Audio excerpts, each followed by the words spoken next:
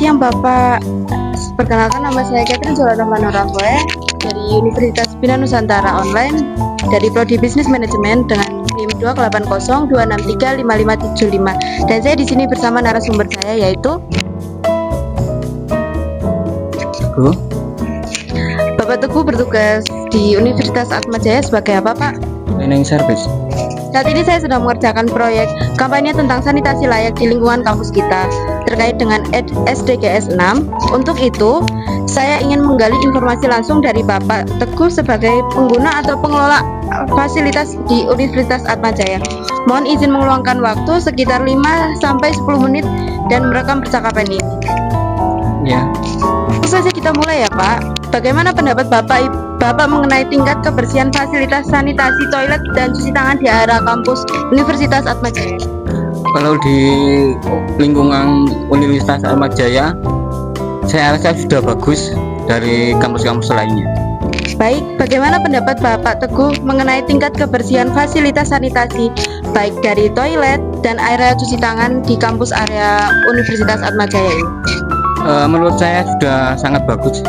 Seberapa sering pembersihan intensif dalam sehari dapat dilakukan oleh Bapak Teguh sendiri? Kalau dari pagi sampai malam itu bisa sampai 10 kali untuk cek area. Wow, sangat banyak ya, Pak. Apakah sarana penunjang seperti sabun, air bersih, dan tisu selalu tersedia, Pak? Untuk itu semua bisa tersedia, cuman tisu aja yang kadang-kadang enggak, soalnya itu kan dari KPSP tidak, kita cleaning service tidak menyediakan. Dokumentasi fasilitas sanitasi toilet dan tempat cuci tangan wajib. Lalu di area mana yang biasanya terjadi penumpukan sampah atau kondisi sanitasi yang paling cepat memburuk, Pak? Terutama untuk toilet cewek. Boleh bagikan alasannya, Pak? Karena cewek sering pakai tisu sama pembalut itu yang sering cepet istilahnya cepet penuh untuk Bapak ada pesan atau himbauan yang ingin Bapak sampaikan kepada mahasiswa dan mahasiswi di Universitas Atmajaya ini? Pesan dari saya, buanglah sampah pada tempatnya, dan karena udah ada tempat sampah yang dipilah-pilah, saya harap bisa memilah antara yang organik dan organik. Pertanyaan terakhir, Bapak mengalami kesulitan nggak sih selama mengelola dan selama menjalankan aktivitas bekerja Bapak sebagai cleaning service? Selama ini belum. Baik, terima kasih atas waktunya, Pak. Halo Kak, selamat siang. Perkenalkan, nama saya Catherine Jolana Manorafoe dari Universitas Bina Nusantara dari Prodi Bisnis Manajemen dengan NIM 28026355575. Dan saya di sini bersama dua narasumber saya yang berasal dari Universitas Atmajaya, yaitu Halo, aku Sahrul dari Prodi Arsitektur Angkatan 25. Halo, aku Tantra Dilan dari Prodi Arsitektur juga Angkatan 25. Oke, baik. Aku sedang ada tugas wawancara tentang kebersihan toilet dan fasilitas kampus buat proyek kampanye sanitasi. Boleh minta waktunya sebentar buat ngobrol, sekitar 5 menit aja. Boleh? Boleh. Kamu, bagaimana kondisi kebersihan toilet di kampus Universitas Atmajaya? Menurut aku kebersihan toilet di kampus ini cukup bersih, karena dibersihin juga sama petugasnya sekitar 2 kali sehari kalau yang saya lihat dari sini. Itu aja. Iya sih, bersih. Benar tadi kata Syahrul kalau di sini tuh sering banget dibersihin. Bahkan kalau misalkan kita pulang sore itu pasti dibersihin juga, dan aku pernah di sini sampai malam juga dibersihin. Bu, apakah kamu pernah lupa sih menyiram toilet setelah menggunakannya? Jujur nggak pernah.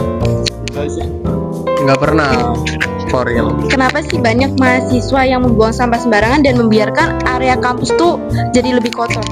Kalau menurut aku tuh biasa mahasiswa yang aku lihat itu biasanya kelupaan. Jadi kayak mereka naruh sampah di meja kantin, di meja studio, tapi habis itu pas jamnya pulang ya udah mereka pulang aja gitu.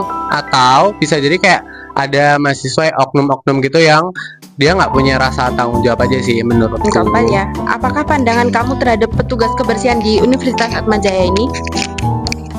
Pandangan saya mungkin saya salut sih, karena mereka yang ngebersihin toilet-toilet kita juga kan, karena yang pakai setiap hari, setiap jam juga mahasiswa di sini gitu. Jadi saya mungkin salut aja sama mereka yang bersihin dari pagi, mungkin ada shiftnya sampai malam gitu. Itu aja. Ya respect sih, soalnya dari yang tadi kayak misal ada yang kelupaan buat buang sampah, ada yang kelupaan buat nyiram toilet, jadi kayak petugas-petugas kebersihan di sini mereka tetap mau membersihkan gitu. Jadi kayak walaupun kita rasa tanggung jawabnya kurang gitu ya, mereka bakalan tetap bantuin, dan mereka tuh ramah-ramah guys, for real. Cuma apakah menjaga kebersihan toilet itu tanggung jawab dari mahasiswa sih? Mungkin itu salah satu tanggung jawab dari kita juga kan, karena yang ngebersihin juga ada sebenarnya. Tapi kalau kita pikir, mungkin kalau hanya kita mikir yang ngebersihin cuman tukang atau cleaning service-nya, mungkin kayak saya ngerasa itu nggak fair aja begitu. Kalau dibilang tanggung jawab mahasiswa sih bisa dibilang iya dan bukan ya, karena bukan cuma tanggung jawab mahasiswa aja. Menurutku semua orang yang udah pakai toiletnya dan udah bikin sampah di sini, nah itu jadi tanggung jawab mereka masing-masing. Mau itu mahasiswa, dosen, petugas kebersihan, tamu ataupun yang lain. Menurut kamu sila kedua di Pancasila itu, apakah membuang sampah sembarangan itu bentuk tidak menghormati petugas? Iya, karena kalau kita lihat sila kedua kan kemanusiaan yang adil dan beradab ya. Jadi kalau kita membuang sampah itu bukan tanggung jawab petugas kebersihannya aja, karena yang make juga kita. Jadi kita harus buangnya sama-sama sih, atau di tempatnya masing-masing. Ya benar banget. Jadi kayak kalau kita menghasilkan sampah kita sendiri, ya itu jadi tanggung jawab kita dan kita harus urus itu sampai kita buang. Nah buangnya juga kalau di sini nggak sembarangan, di sini juga harus dipilah buangnya ya. Jadi kalau misalkan pertanyaannya itu tidak menghargai, iya. Dokumentasi tempat sampah di Wajah ya. Terima kasih banyak ya udah mau ngobrol dan sharing-sharing tentang kondisi Universitas Atmajaya ini. Maaf kalau ganggu, sukses terus buat aktivitasnya. Terima kasih.